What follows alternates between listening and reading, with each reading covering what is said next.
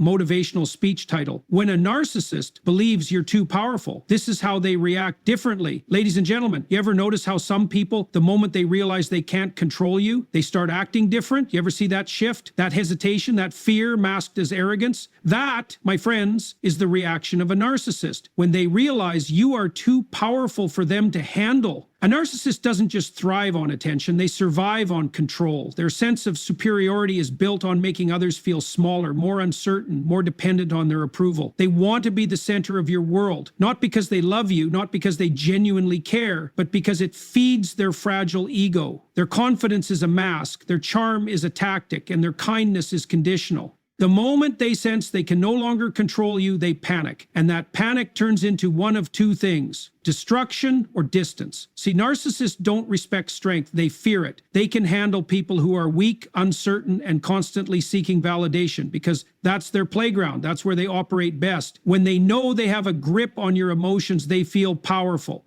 But when you start standing firm, when you stop needing their approval, when you refuse to engage in their mind games, when you begin setting boundaries, they react very differently. They realize you are no longer an easy target, and that shakes them to their core. At first, they might try to dismiss you. They'll act as if your newfound confidence is nothing, as if your strength is just a phase. They'll say things like, "Oh, look at you acting all high and mighty now." They'll try to make you feel guilty for growing, as if self-improvement is a betrayal to them. But pay attention, because this reaction isn't coming from a place of concern. It's coming from a place of fear. They see you changing, and they know that once you fully step into your power, they will no longer have a place in your life. And if dismissal doesn't work, they escalate. They try to belittle your strength. They'll mock you. They'll undermine your success. They'll downplay your achievements. They'll say things like, "You think you're better than everyone now," or "Don't forget where you came from." They want you to doubt yourself.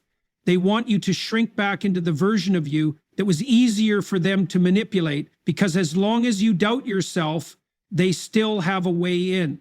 But what happens when their words don't break you? What happens when their manipulation no longer works? That's when the mask starts slipping. That's when their desperation turns into cruelty. If they can't make you doubt yourself, they will try to destroy you. They will spread lies. They will try to turn others against you. They will play the victim. They will paint you as the villain, because in their mind, the worst thing you can do is stop giving them power. And this is where most people make the mistake of engaging. They try to defend themselves. They try to prove their innocence. But let me tell you something. You don't owe a narcissist an explanation. You don't owe them your energy. You don't owe them a debate, because the moment you engage, you give them exactly what they want: access to your mind. The most powerful thing you can do when a narcissist fears your strength is continue to rise. No arguments, no explanations, no justifications, just growth, just self-respect, just walking away with your head held high. Because a narcissist's greatest weakness is not losing control over you, it's realizing they never had it in the first place. When a narcissist realizes they can no longer manipulate you the way they once did, their entire approach changes. They are no longer dealing with someone who is dependent on their validation, someone who bends to their will, or someone who plays into their games. This shift forces them to adapt, to find new ways to regain the control they are losing. Their tactics evolve not because they have changed as a person, but because they are desperate to maintain their hold on you. At first, they might try subtle manipulation. Instead of outright aggression, they may start using passive-aggressive comments. They want to plant seeds of doubt in your mind, hoping that you will begin questioning yourself again. They will say things like, "You used to be so much nicer before," or "Ever since you started doing your own thing, you've changed." They frame it as if you have become a worse person, when in reality, you have simply become stronger. They know they can no longer control you directly, so they try to make you feel guilty for growing beyond their reach. If passive aggression doesn't work, they shift into gaslighting. Gaslighting is a psychological tactic where they try to distort your perception of reality. They will deny things they once said, rewrite history, and make you feel as if you're the one who is being unreasonable. "I never said that." You're overreacting, you're imagining things. They want to break your confidence, to make you second guess yourself, to keep you stuck in a loop of self-doubt, because as long as you doubt your own judgment, they still have a way to manipulate you. When they see that gaslighting isn't working, they escalate their approach. Instead of trying to make you doubt yourself, they will try to make others doubt you. They will start spreading rumors, telling half-truths, twisting the story in a way that makes them look like the victim and you look like the aggressor. They will say things like, "I don't know what happened to them, but they've changed so much," or I've always been there for them, and now they're treating me like this. They frame the situation as if you are the one who betrayed them, all while conveniently leaving out the part where they tried to control you. They do this because they fear being exposed. A narcissist cannot stand the idea of people seeing them for who they truly are. So when they sense that you are slipping away, they try to turn others against you before you can tell your side of the story. They know that once people start recognizing their patterns, their power over you and over others begins to crumble. Another tactic they might use is playing the victim.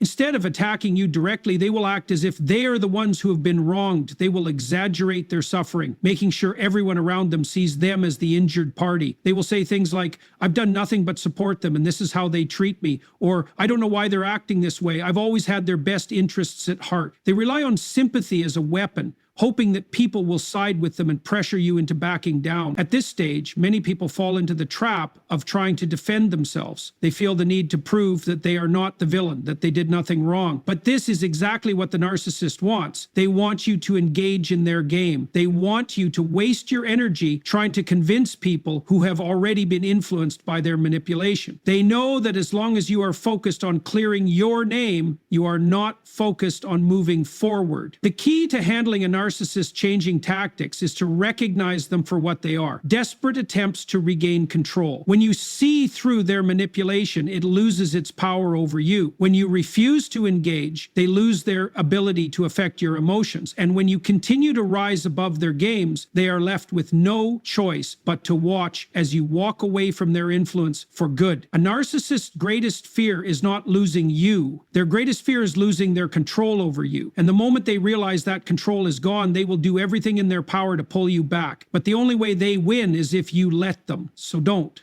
Stay strong, keep moving forward, and never let their fear dictate your growth. When a narcissist realizes they are losing control over you, they won't just sit back and accept it. They will test you. They will push your limits, trying to find any weakness they can exploit to regain the upper hand. They won't accept your growth, your independence, or your strength without a fight. Instead, they will challenge you in ways that are both obvious and subtle, all in an attempt to drag you back into the cycle of manipulation.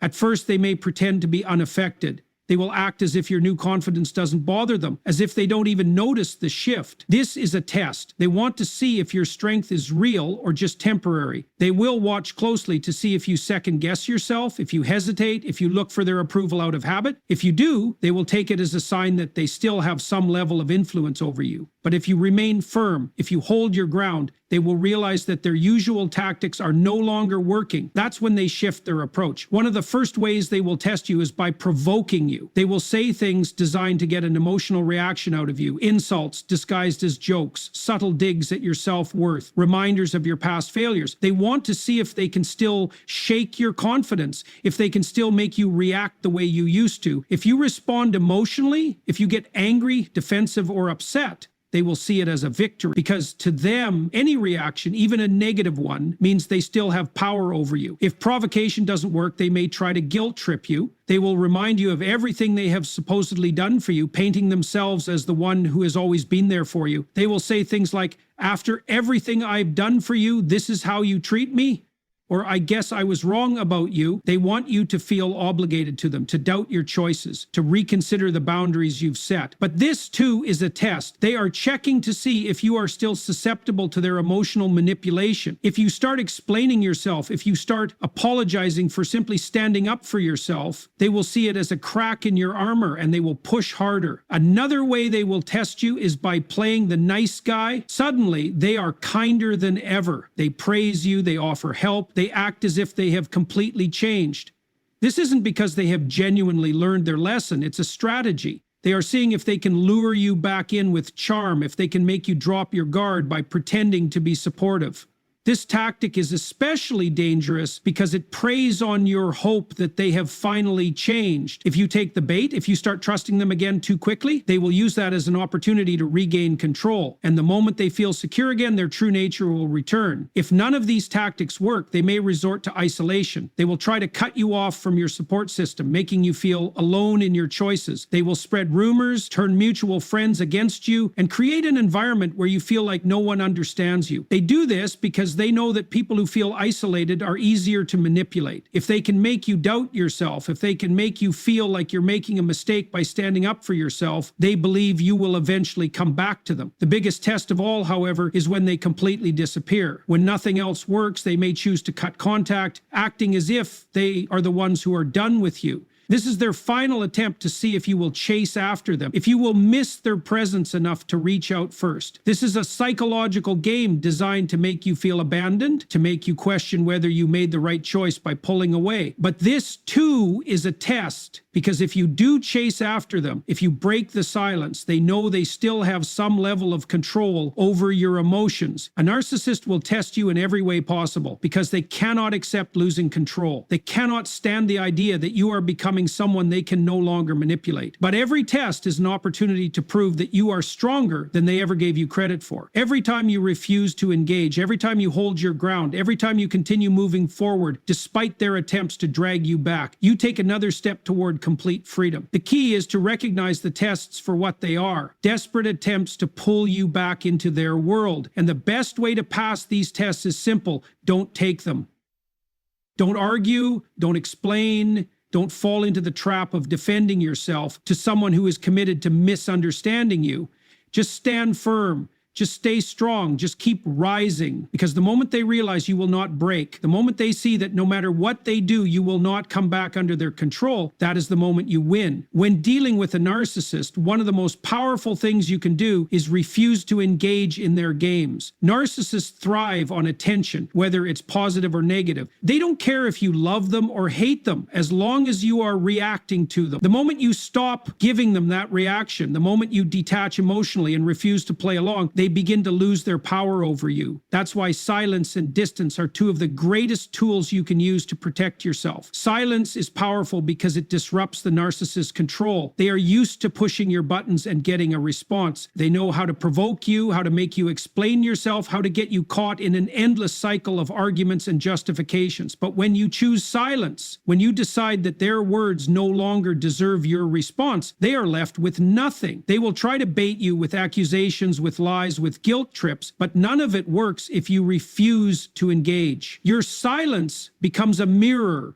reflecting back to them their own insecurities. Narcissists feed off drama, and when you take that away, they start to unravel. They might escalate their behavior at first, trying harder to provoke you. They might send long manipulative messages. They might call you repeatedly, trying to get a reaction. They might even try to smear your name to mutual friends, hoping you will be forced to respond. But the key is to stay silent. Do not defend yourself. Do not try to explain. The more you engage, the more you fuel their manipulation. But when you remain silent, they are left grasping for control that no longer exists. Distance is just as important as silence. You cannot heal in the same environment that hurt you. If you continue allowing a narcissist to have access to you, even from a distance, they will find ways to pull you back in. This is why going no contact is one of the most effective ways to break free. If you can, cut off all communication, block their number, remove them from social media, and avoid places where you know they will be. If no contact isn't possible, such as in cases of co-parenting or work relationships, then use gray rock. Be as emotionally unresponsive as possible. Answer only when necessary. Keep conversations short and do not give them any personal information to use against you. Creating distance is not about being rude or cold. It's about self-protection. Every time you allow them back into your life, you give them another chance to manipulate you. They will come back with apologies, with promises to change, with guilt trips about how much they miss you, but it's all a game to pull you back under their control. If they truly respected you, they wouldn't have hurt you in the first place. One of the hardest parts of choosing silence and distance is dealing with the guilt that often comes with it. Narcissists are experts at making you feel like the bad guy. They will tell you that you're being cruel, that you're overreacting, that you're abandoning them. They will remind you of the good times, hoping you will forget the damage they have done. But remember this: silence is not cruelty. Distance is not punishment. It is protection. You are not responsible for fixing someone who refuses to change. You are not obligated to stay in a relationship that drains you. You have the right to walk away from toxicity, no matter how much they try to convince you otherwise. The more you practice silence and distance, the more you regain your power. You start to think clearly again. You begin to rebuild your confidence. You realize that life is so much lighter without the constant emotional manipulation. And the best part, the narcissist knows they have lost control. They may try to replace you to find someone else to manipulate, but deep down, they will always remember the one person who refused to play their game. So if you ever find yourself wondering whether you're doing the right thing by walking away, remember this: your peace is worth more than their chaos. Your energy is too valuable to be wasted on someone who only wants to drain it. And the greatest revenge you can ever have against a narcissist is living a life so free, so successful, and so peaceful that they no longer have any influence over you. A narcissist's greatest fear is irrelevance. They thrive on control, manipulation, and the power they hold over others. But when you step into your strength, when you rise above their tactics, and when you continue to succeed without them, they experience something they cannot tolerate: powerlessness. When they see you thriving despite everything they did to break you, the reaction is not one of admiration or happiness. Instead, it is a mix of resentment, jealousy, and desperation.